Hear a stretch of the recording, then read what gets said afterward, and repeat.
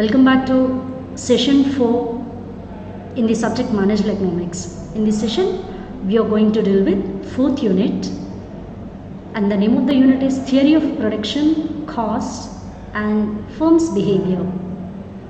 In this particular unit, we are going to discuss about the topic so-called Economies of Scale. Let us see what is meant by economies of scale. Economies of scale refers to the phenomenon where the average cost per unit of output decreases with the increase in scale or magnitude of output being produced by the firm. In simple to say, economies of scale refers to the cost reduction that occurs when companies or firms increases their output. Economies of scale, otherwise called as the cost advantage of ramping up production. See, when we increase production, whenever the production levels are increased by certain firms, any cost advantage or any advantages gained by the firms due to scale or due to a ramp up of production process is simply referred to as economies of scale. Here the scale represents levels of output, increased scale of operations. See, when a business scales up, production cost per unit generally comes down, where the fixed cost and variable costs spread over more number of units. Increasing returns to scale occur in the earlier stages of the expansion of the firm enjoys internal and external economies. So here in this we are going to study about the economies of scale in two particular heads, so-called internal advantages accrue to the firm, so-called internal economies, also the external economies enjoyed by the industry as a whole.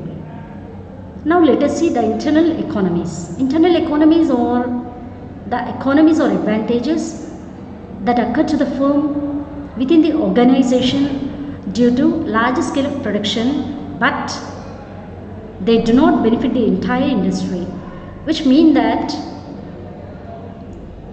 due to the scale, due to the increased scale of operations, due to the increased scale of output, these are the advantages only enjoyed by that particular firm and not the industry as a whole. Now let us see various internal economies enjoyed by the firm. The very first one, whenever a firm increases its scale of operations or increases its output, the very first economy or advantage enjoyed by the firm is technological economies.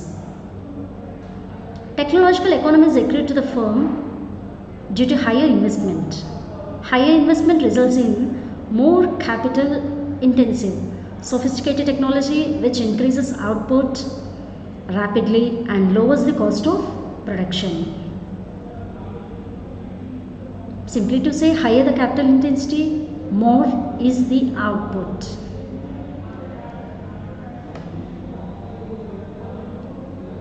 Second advantage enjoyed by the firm, managerial economies. Large scale of operations makes the firm necessary to go for division of labor and specialization. The firm can hire experts for various functional areas, which results in intensive usage of capital, avoidance of wastage, also avoid delay in production process.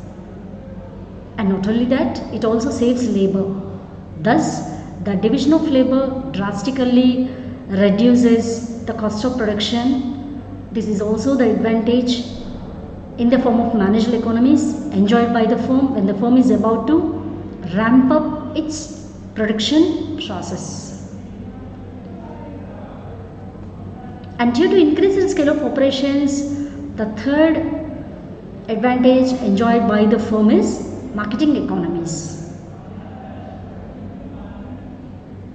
As the size of firm expands, its Sales and purchases will also increase at considerable levels. Firms can realize economies through wholesale purchase of raw materials at cheaper prices.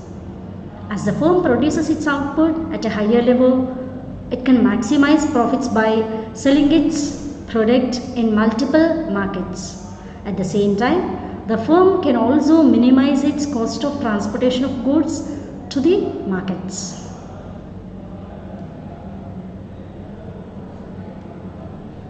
The third internal economy enjoyed by the firm whenever the firm increases its scale of output is financial economies.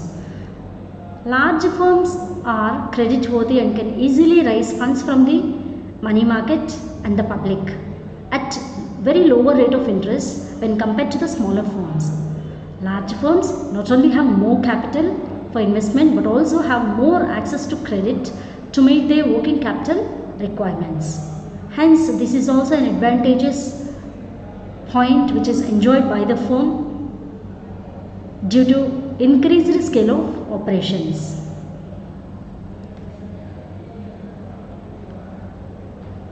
The next advantage is risk-bearing economies. Large scale firms can face and sustain risk for a longer period compared to the smaller firms.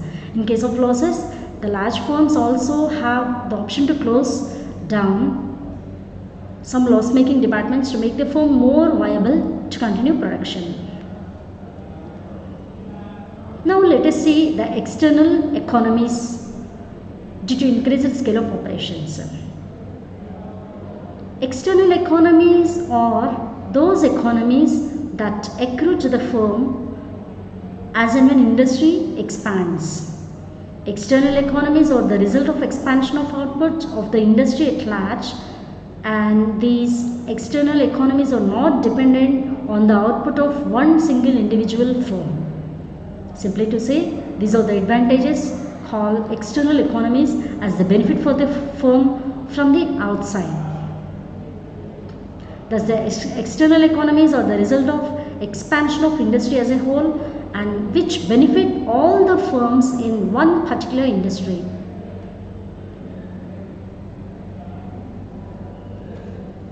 Let us see various external economies enjoyed by the firm. The first point is economies of concentration. When the firms are concentrated in one particular region or area, they get the benefit of well-developed infrastructure. The economic infrastructure that is vital for the establishment of an industry is well-developed and readily made available. The firms established in these places enjoy well connected roads, developed transport, power, water, sanitation and banking facilities etc. at cheaper rates. Second point, economies of specialization. There are two types of economies of specialization that benefit the industry. They are sub-point number one is vertical disintegration. When the industry is located in a particular region, it can divide the production of the commodity into various stages and allocate it to individual firms. The individual firms can produce the parts, spare parts and do the other jobs work more efficiently. By vertical integration, the larger scale industry can save time and costs. In the same economies of specialization, the other subpoint is horizontal disintegration.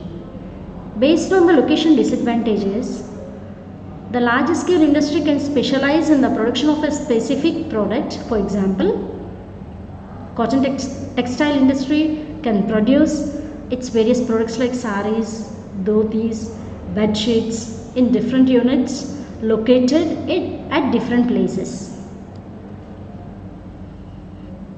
Next point of external economies enjoyed by the industry.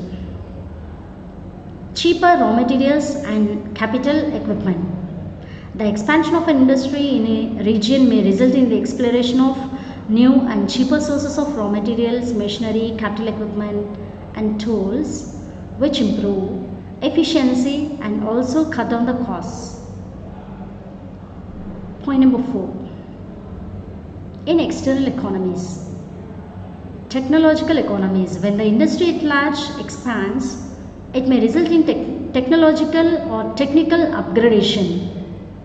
Technical progress enhances the productivity of the firms in the industry. When the industries are concentrated in one particular region, technical training and research centers develop and benefit the entire industry. And next point in external economies enjoyed by the industry is availability of skilled labor. When an industry concentrated in a region, skilled and trained labor will be available. Availability of skilled labor and trained centers will have a positive impact, and definitely it is an advantage on the productivity side and save the firms on training and research costs. The other advantage is growth of ancillary industries. The growth of a larger scale industry obviously bring a number of ancillary units, produce raw materials, tool machinery, parts and spares come up in that particular area. Some industries may also utilize the byproducts as raw materials. Say, just for example, suppose, when a sugar factory is established in one particular area, the byproduct molasses is used by various breweries, companies, which can be utilized in manufacture of alcohol. Thank you.